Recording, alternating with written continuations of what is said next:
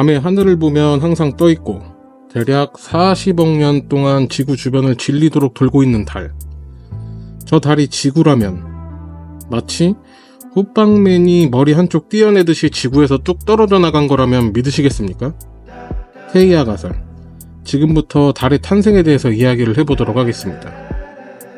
약 45억 년 전 막 태어난 지구는 지금과는 전혀 달랐습니다. 수없이 크고 작은 운석과 소행성들이 충돌을 하고 합쳐지며 표면은 지속적으로 파괴됐고 온도는 수천 도까지 올라있는 상태였습니다. 과학자들은 이 시기를 하데스기라고 부르기도 합니다. 수많은 운석과 소행성들이 부딪히다가 거대한 녀석이 지구로 다가옵니다. 화성만한 크기의 행성 테이아. 이 테이아가 지구에 충돌을 하게 됩니다. 우리가 만약 당시 지구에 살고 있었다면 상상도 못할 초대형 재앙이죠. 이 충돌로 인해 지구의 멘틀과 테이아의 물질 일부가 우주로 튀어나갔습니다. 이 물질들은 지구 주위를 도는 고리 형태의 잔해물 디스크를 형성했습니다. 마치 토성의 고리처럼 말이죠. 이 물질들이 지구 주변을 고리처럼 돌다가 서로의 중력에 의해 뭉쳐져 갔고, 이 뭉쳐지는 과정이 수십만 년 진행된 결과 우리가 지금 보고 있는 달이 되었다고 합니다. 이 이야기가 바로 거대 충돌 가설 혹은 테이아 가설이라고도 부르는 달의 탄생을 이야기하는 가설입니다. 이 가설은 단순한 상상에 그치지 않습니다. 아폴로 탐사선이 가져온 달의 암석을 분석한 결과 달의 성분이 지구의 멘틀과 매우 흡사했습니다. 즉, 달은 지구에서 떨어져 나갔을 가능성이 크다는 거겠죠. 게다가 지구와 달은 산소 동위원소의 비율도 거의 동일합니다. 특히 산소 17과 산소 16은 태양계 전체마다 고유한 지문처럼 다른데, 달의 산소 동위원소 비율을 관측해본 결과 지구의 멘틀과 비율이 매우 유사하다고 합니다. 동위원소 비율이 유사하다는 건 두 천체가 비슷한 기원을 공유했다는 강력한 증거가 됩니다. 만약 완전히 다른 천체였다면 이런 유사성은 나올 수 없겠죠.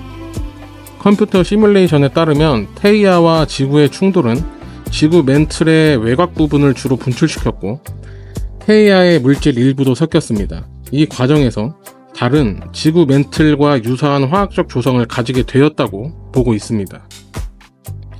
테이아가 충돌하면서 만들어낸 건 달뿐만이 아닙니다. 우리 지구의 자전축은 23.5도 기울어져 있는데 만약 테이아가 정면 충돌이었다면 자전축은 거의 수직이었을 겁니다.